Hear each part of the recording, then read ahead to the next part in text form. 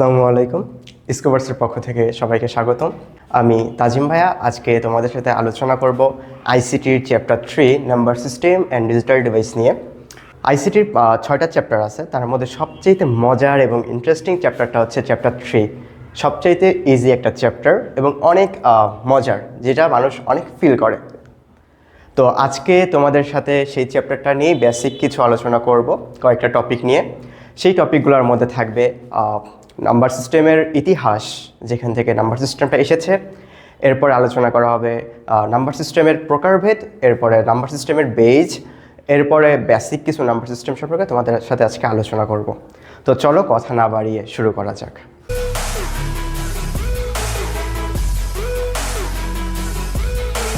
প্রথমে আসতেছে ভাইয়া নাম্বার সিস্টেমের ইতিহাস।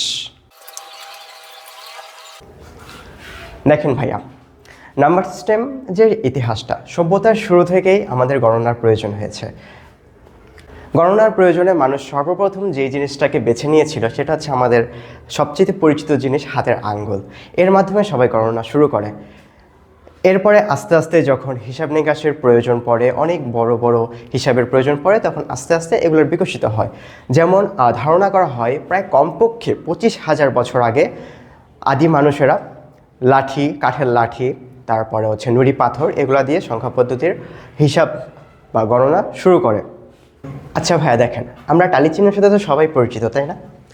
টালি চিহ্নতে কীভাবে গণনা করা হতো? আমরা যে এক লিখি, একটাকে তারা টালি চিহ্নে প্রকাশ করতে একটা দাগ দিয়ে। এরপর আমরা যে দুই পড়ি, সেই দুইটাকে তারা টালি সংখ্যায় প্রকাশ করতো দুইটা দাগ দিয়ে। এভাবে 3কে 3টা দাগ দিয়ে, 4কে 4টা দাগ দিয়ে। যখন তারা 5 গণনা করতো তখন এখান থেকে তারা কেটে দিত, উপর থেকে নিচের দিকে। কিন্তু অনেকে আবার হচ্ছে 4টা দাগ দিয়ে এখান থেকে দেয়। এটা ভুল সিস্টেম ভাইয়া। কেমন? এভাবে হচ্ছে 5কে গণনা করতো। এইভাবে অনেক বড় বড় হিসাব নিকাশ করতো, কিন্তু অনেক বড় বড় হিসাব নিকাশ করতে গেলে অনেক জটিলতার সম্মুখীন হতে হতো। এরপরে আস্তে আস্তে অনেকগুলো সভ্যতা আসলো, যেমন মিশরীয় সংখ্যা। ঠিক আছে, মিশরীয় সংখ্যা পদ্ধতিটা, সেখানে ভাইয়া এটাকে আবার হায়ারোগ্রাফিক্সও বলা হয়। এখানে 1 থেকে 9 পর্যন্ত সংখ্যাকে আমরা যে 1 থেকে 9 শিখি, আমি এটা মুছে দিচ্ছি। এখানে 1 থেকে 9 পর্যন্ত সংখ্যাকে একটা দাগ দিয়ে প্রকাশ করা হতো। কেমন? এরপরে 10 সংখ্যাটাকে তারা উল্টা ইউনিয়ন সেকশন যেটা, এটাতে প্রকাশ করত। এরপরে 100কে তারা প্রকাশ করতো একটা কুণ্ডলী চিহ্নের মাধ্যমে, যেমন চিহ্নটা হচ্ছে এরকম। কেমন? এরপরে হচ্ছে তারা 1000 সংখ্যাকে প্রকাশ করতে হচ্ছে এরকম পদ্ম ফুলের চিহ্নের মতো। এভাবে তারা বেসিক কিছু সংখ্যা গণনা পদ্ধতি বানানোর পরে তারা হিসাব নিকাশ শুরু করে। কিভাবে করে আমরা যদি একটু হিসাব নিকাশটা দেখি। যেমন ধরো 1, 2, 3, 4, 5টা। ঠিক আছে, এরপরে 2টা ইউনিয়ন সেকশন,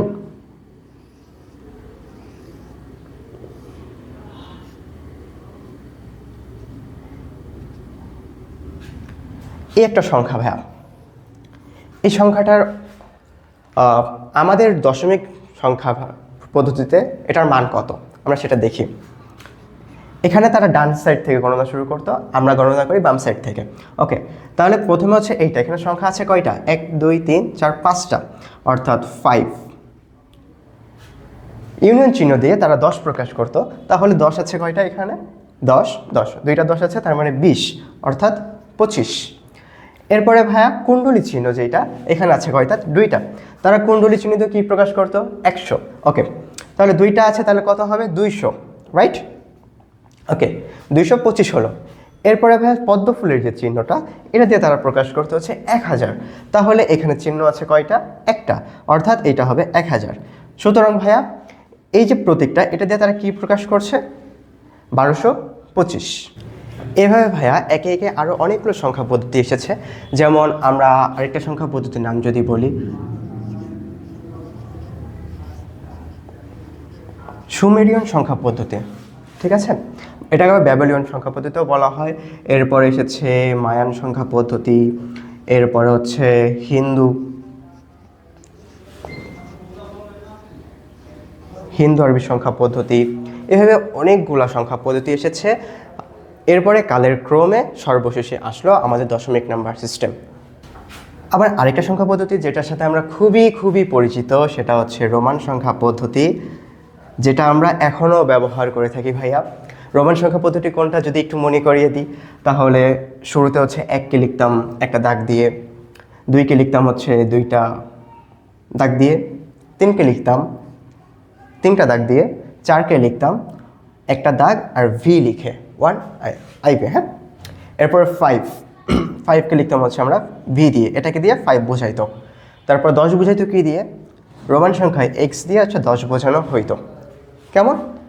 ধারণা করা হয় আমরা যে শূন্য ব্যবহার করে থাকি সেই শূন্যটা এসেছে এই সুমেরিয়ন বা ব্যাবিলনীয় সংখ্যা পদ্ধতি থেকে। তখনও শূন্যর আবিষ্কার হয়েছিল কেবল, কিন্তু সংখ্যা হিসেবে গণনা শুরু হয়নি। তখন শূন্যকে ব্যবহার করা হতো কোনো কিছুর মাঝে ফাঁকা বোঝাতে। কেমন? প্রায় খ্রিস্টপূর্ব 600 সালের দিকে, দুঃখিত, খ্রিস্টাব্দ 628 সালের দিকে সম্ভবত তোমার ভারতীয়রা হচ্ছে শূন্যকে অঙ্ক হিসাবে গণনা করা শুরু করে। এবার আসি আমরা সংখ্যা পদ্ধতির প্রকারভেদ নিয়ে ভাইয়া। নাম্বার সিস্টেমের প্রকারভেদ। নাম্বার সিস্টেমকে 2 ভাগে ভাগ করা হয়। 1 নম্বরে হচ্ছে নন পজিশনাল এবং 2 নম্বরে হচ্ছে পজিশনাল। এর মধ্যে নন পজিশনাল যে সংখ্যা পদ্ধতিটা, এইটা অনেক আগের, যেটা এখন বর্তমানে প্রচলন নেই। বর্তমানে প্রচলন হচ্ছে পজিশনাল সংখ্যা পদ্ধতি। তো নন পজিশনাল সংখ্যা পদ্ধতিটা কি ভাইয়া? এইটা হচ্ছে এটার নিজস্ব মান থাকবে,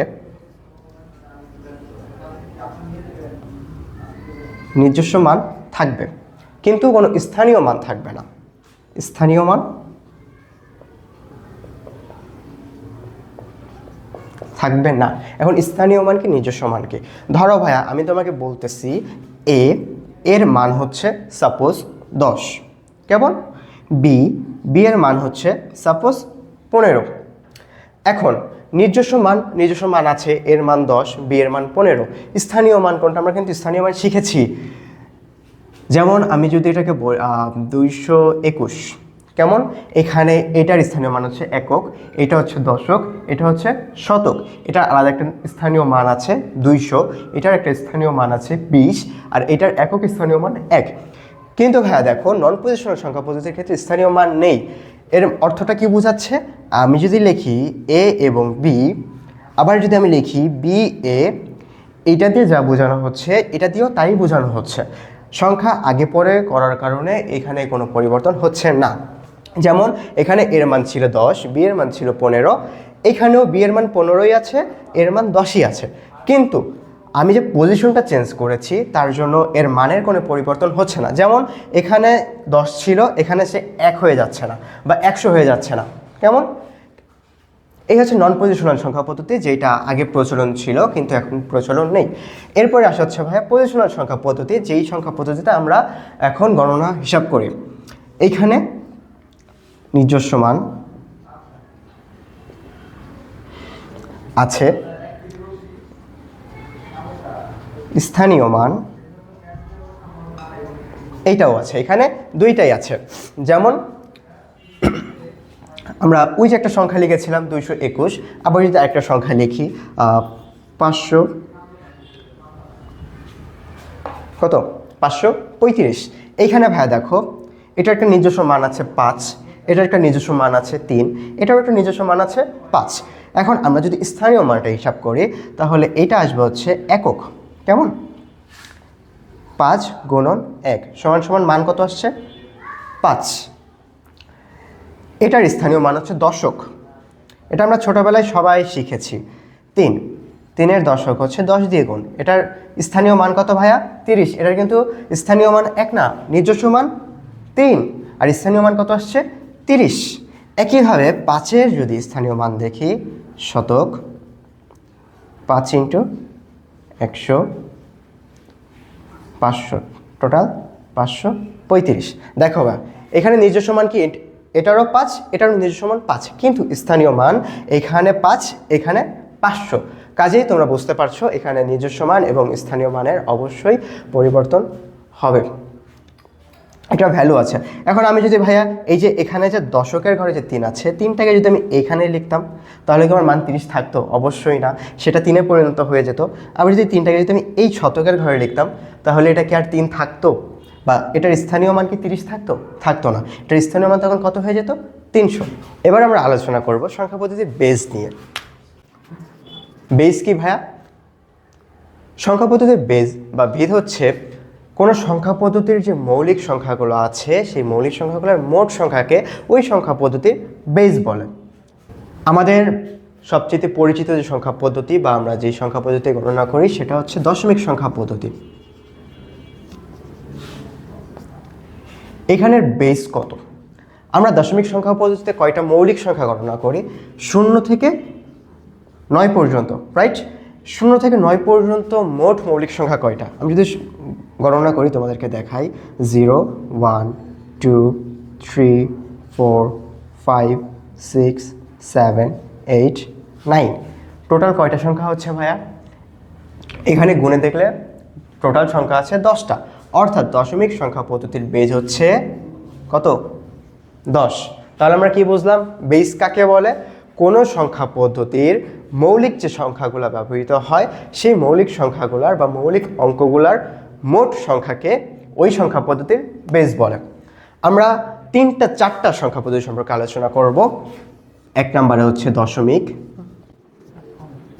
2 নম্বরে হচ্ছে বাইনারি, 3 নম্বরে হচ্ছে অক্টাল, 4 নম্বরে হচ্ছে হেক্সা ডেসিমাল।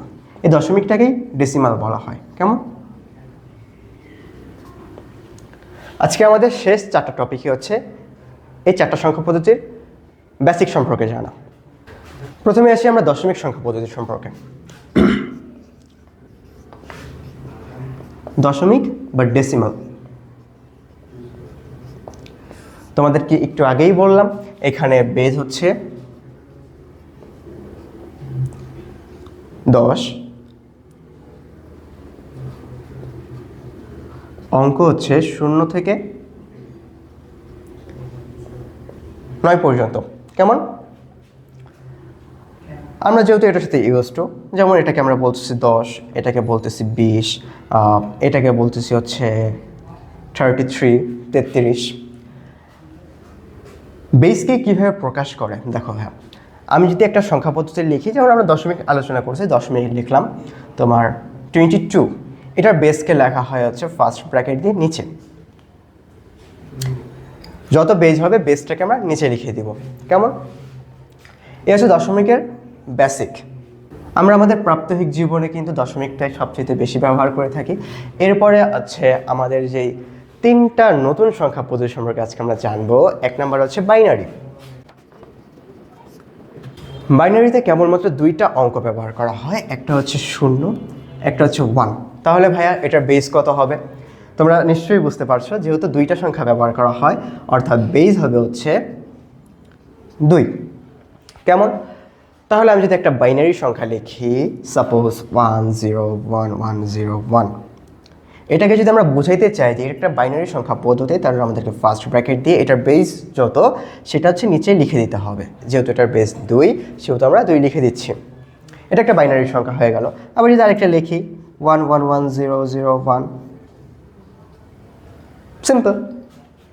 এখন ভাই বাইনারি সংখ্যা পদ্ধতির কাজটা কি? কম্পিউটারের অভ্যন্তরীণ যে কার্য সম্পাদন করা হয় সেগুলো সব করা হয় হচ্ছে বাইনারি দিয়ে। আমাদের প্রাত্যহিক জীবনে কিন্তু বাইনারি ব্যবহার করা খুবই কঠিন, হিউজ ডিফিকাল্ট। যেমন আমরা হচ্ছে তোমার বাইনারিতে যদি একটা সংখ্যা লিখি 10,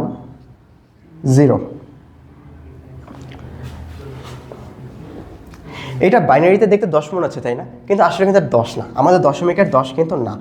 এইটা দিয়ে আমাদের দশমিকে কি বোঝানো হয় বা 3, আমরা দশমিকে যে 3 পড়ি সেই 3কে বোঝানো হচ্ছে বাইনারিতে 10 দিয়ে। কাজে দেখতে পারছো আমরা যেমন আমরা যদি একটা সংখ্যা লিখি, দশমিকে যদি লিখি 34, ঠিক আছে, এটাকে যদি আমরা বাইনারিতে লিখতে যাই তাহলে অনেকগুলো ডিজিট লিখতে হবে। হ্যাঁ, অনেকগুলো ডিজিট লিখতে হবে। এইভাবে যদি আমরা হিউজ একটা নাম্বার ক্যালকুলেশন করতে চাই, যেমন ধরো 1 লাখ 2 লাখ এরকম সংখ্যা যদি ক্যালকুলেশন করতে চাই, সেগুলো কিন্তু বাইনারিতে লেখা হিউজ ডিফিকাল্ট। কিন্তু হ্যাঁ, কম্পিউটারের ক্ষেত্রে এই নাম্বারগুলো রিড করা খুব ইজি। তাহলে এখন আমরা কী করব? কম্পিউটার কিন্তু আবার আমাদের দশমিক সংখ্যা রিড করতে অনেক ঝামেলা হয়, বা এক প্রকারে অনেক কষ্টসাধ্য। কেমন?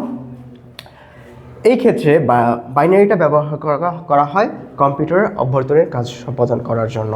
ওকে, এই হচ্ছে আপাতত বাইনারির বেসিক। আমরা যখন আবার বিস্তারিত সম্পর্কে আলোচনা করব তখন সেখানে ডিটেলস সম্পর্কে আলোচনা করা হবে। আপাতত তোমাদেরকে সংখ্যা পদ্ধতিগুলোর সাথে পরিচয় করিয়ে দিচ্ছি। এখানে বাইনারি গেল,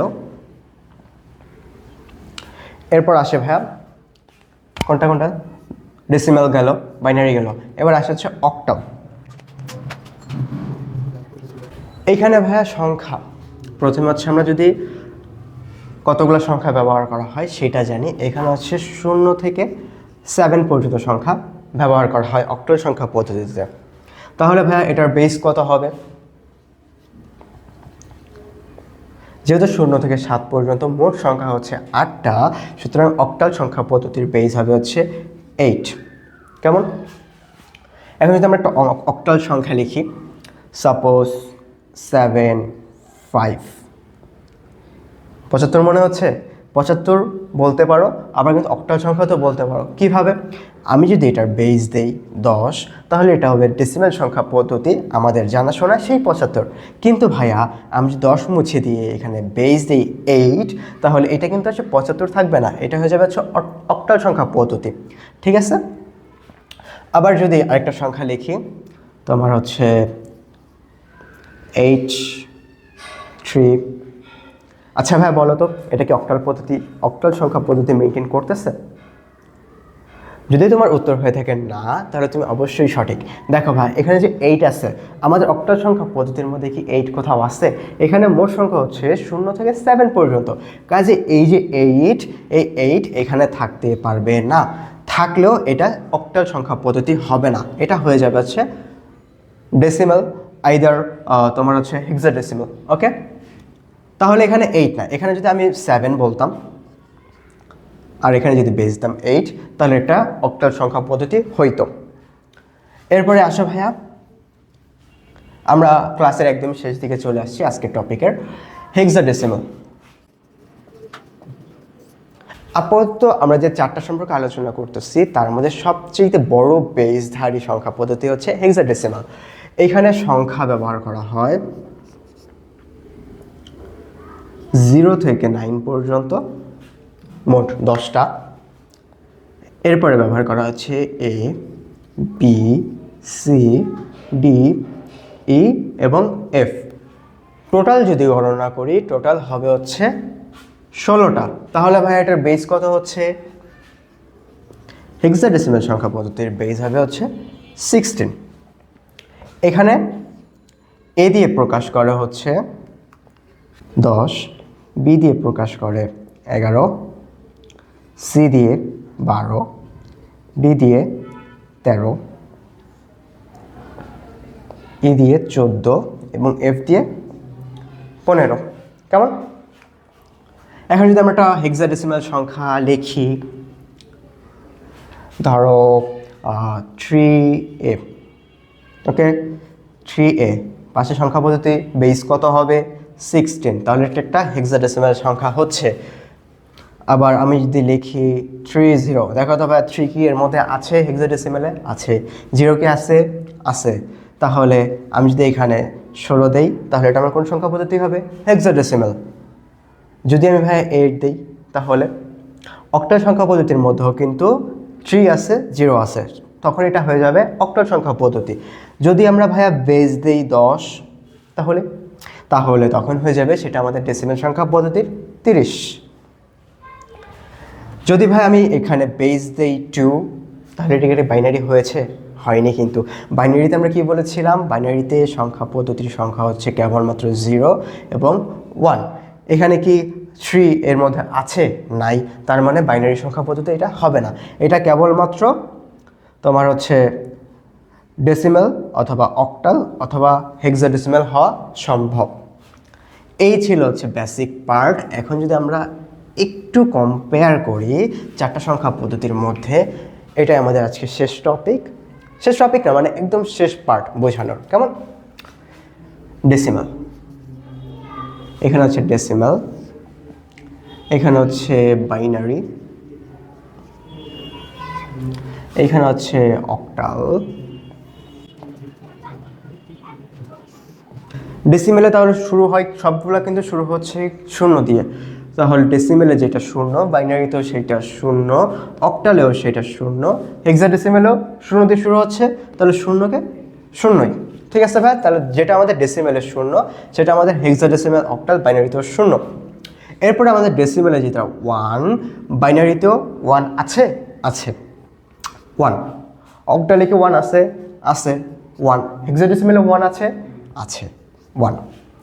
এরপরে ভাই ডেসিমেলে 2, বাইনারি থেকে 2 আছে নাই কিন্তু, তাহলে এটা কি হবে পরে বোঝাচ্ছি। অক্টালে কি 2 আছে, তার মানে 2। হেক্সাডেসিমেলে 2 আছে, তাহলে 2। এখন ভাই বাইনারিতে 2 তো নাই, তাহলে এর পরের সংখ্যা কি হবে?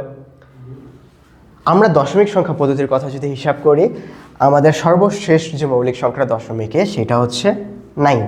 9-এর পরে আমরা কিভাবে সংখ্যাটাকে আগাই?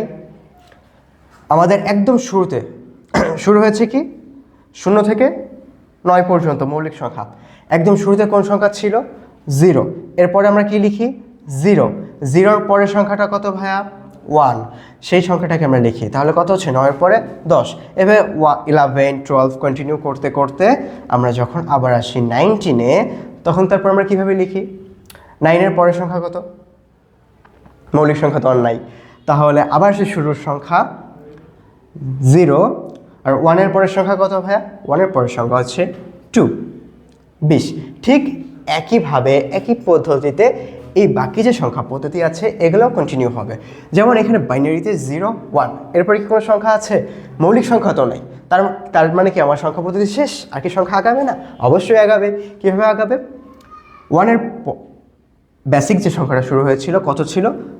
0। 0-এর পরের সংখ্যা কত ভাইয়া? 1। তার মানে আমাদের বাইনারিতে যেটা দিয়ে 10 প্রকাশ করতেছে সেটা আমাদের ডেসিমেলে কত?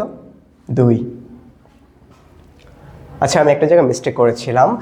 তোমার বাইনারিতে সম্ভবত এটা বলেছিলাম যে 3 হচ্ছে দশমিকে আর বাইনারিতে হচ্ছে 10। এটা একটু ভাই কারেকশন করে নিও, এটা হচ্ছে ভুল। হ্যাঁ, বাইনারিতে 10 যেটা সেটা হচ্ছে আমাদের ডেসিমেলে 2 হবে। কেমন? এরপর আমরা আসি 3 বাইনারিতে কত হবে? 10-এর পরের সংখ্যা কত হবে? 11। 1 কি আছে বাইনারিতে? আছে, 11। অক্টালে 3 আছে, হেক্সাডেসিমেলে 3 আছে। এবার যদি 4 বলি, ঠিক আছে, বাইনারিতে 4 কীভাবে লিখব? 11-এর পরে 12 কি হবে? আমি যদি 12 লিখি 12 কি হবে? 2 কি আমাদের বাইনারিতে আছে? অবশ্যই নাই। তাহলে এর পরের সংখ্যা কীভাবে লিখব? 0। 1-এর পরে তো কোনো সংখ্যা নাই মৌলিক সংখ্যা, তাহলে 0 দিয়ে শুরু হচ্ছে। কেমন? এরপর যদি আমি 1 লিখি তাহলে আগের মতো 10 হয়ে যাচ্ছে, তাহলে এটা লিখবো না। আবার 1-এর বদলে 0, এরপর 0-এর পরে কত ভাইয়া? 1। তার মানে বাইনারিতে যেটা হচ্ছে 100 সেটা আমাদের ডেসিমেলে হচ্ছে 4। এরপর অক্টালে 4 আছে, হেক্সাডেসিমেলে 4 আছে। এইভাবে যদি আমরা একটু মুছে দেই,